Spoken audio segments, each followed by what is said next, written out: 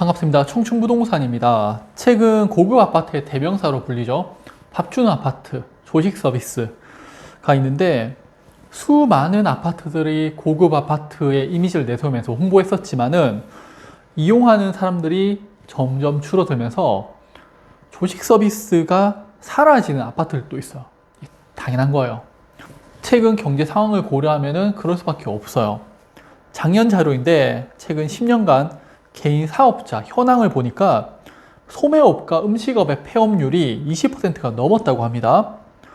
폐업자 수로 보면은 소매업이 27만 명, 음식업이 15만 8천 명 순으로 폐업자가 많았고요. 폐업률은 음식점이 16.2%로 소상공인이 많은 업종이 높게 폐업을 했다고 합니다. 어떤 의미인지 아시겠죠?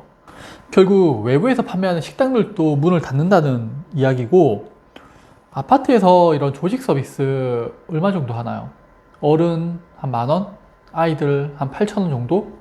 그러면은 한 4인 가족 기준으로 한 끼 먹는데 36,000원 정도 들고요. 이걸 한 달로 계산하게 되면 한 100만 원 또 나오죠. 한 끼에 36,000원을 매일 저는 못 먹을 것 같습니다. 솔직히 저는 가끔 식비도 아까워가지고 도시락 사다닐 때도 있거든요. 좀 대부분 서민들이 좀 그렇지 않을까 싶어요. 또 이 자료를 보면요, 집밥보다 외식에서 최근에 지출이 더 많아졌다고 이야기가 나오고 있어요. 전국 1인 이상의 가구 월 평균 지출인데 2023년 1분기에 한 달에 약 38만 정도의 외식을 한다고 합니다. 한 달에 40만 정도의 외식비를 사용하고 있는데 내가 조식 서비스로 한 달에 100만 원 정도의 지출을 한다? 현실적으로 너무 부담되지 않나요? 조식 서비스 이용하느니 외식을 이용해도 충분히 괜찮은 음식, 그리고 뭐 반찬을 사온다든지 해서 집에서 밥만 해서 먹을 수도 있잖아요. 그러다 보니까 현실적으로 비용이 너무 많이 발생이 되는 거예요. 제가 부동산 강의할 때 4세대 아파트를 이야기하면서 이런 조식 서비스가 포함이 되는 아파트다라고 말씀을 드리는데, 다만 저는 이거 이용 못합니다 라고 말씀드렸어요. 비싸니까. 서울의 소득 수준이 높은 사람들은 이용이 가능하지만은 일반적으로 지방에서는 좀 아직까지는 시기상조가 아닐까 싶습니다.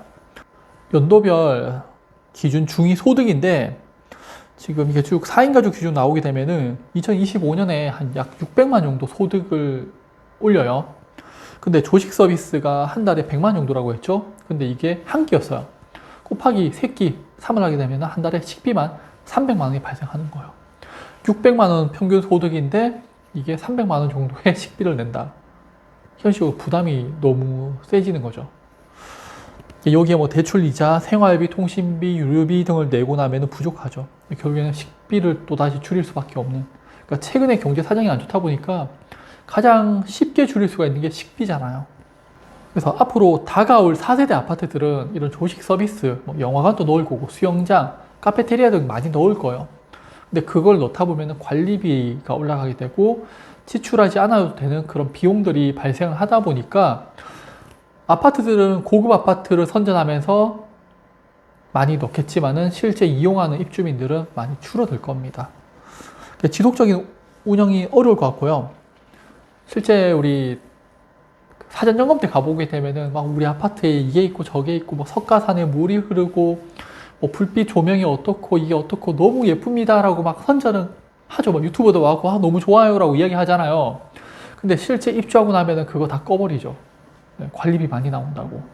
그런 아파트 생각보다 많습니다. 관리비가 얼마 안 된다고 생각하겠지만요, 우리 같은 일반인들한테는 한 달에 몇만 원만 올라가도 상당히 부담이에요.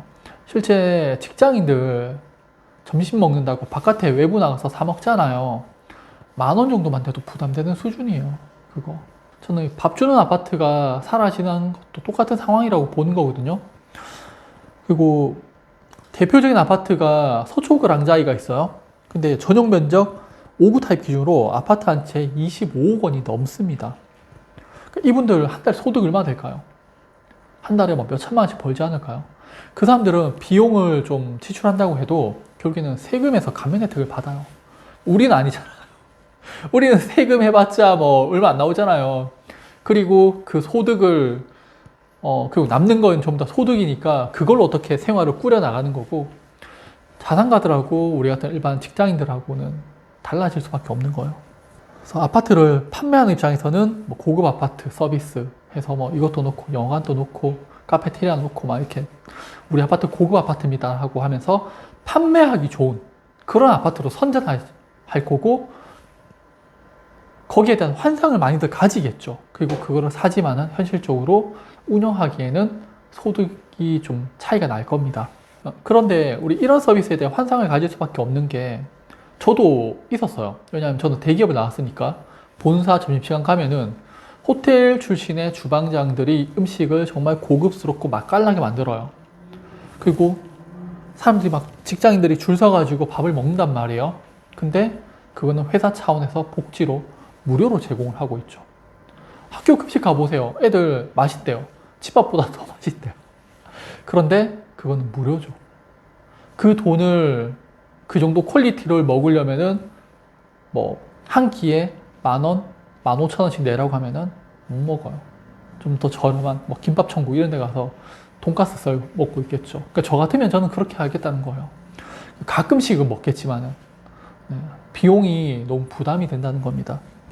그러니까 요즘처럼 경기 어려운 시점에서 가장 먼저 줄일 수가 있는 게 외식비, 식비 줄이는 게 가장 먼저일 것 같고요. 그래서 자영업을 하시는 분들, 그 음식점들 위주로 폐업률이 올라갈 수밖에 없는 그런 상황이잖아요. 그래서 저는 지금 현재 밥 주는 아파트는 이제 부담이 될 거고, 이런 것들도 점차 없어질 거라고 보고 있습니다. 이게 분명히 좋은 서비스이긴 해요. 근데 현실적으로 저 같은 서민들이 이용하기에는 상당히 경제적으로 부담이 되는, 그래서 일반 아파트에서는 이런 조식 서비스는 계속적으로 좀 사라질 것으로 생각됩니다. 네, 그럼 오늘 영상 또 봐주셔서 감사합니다.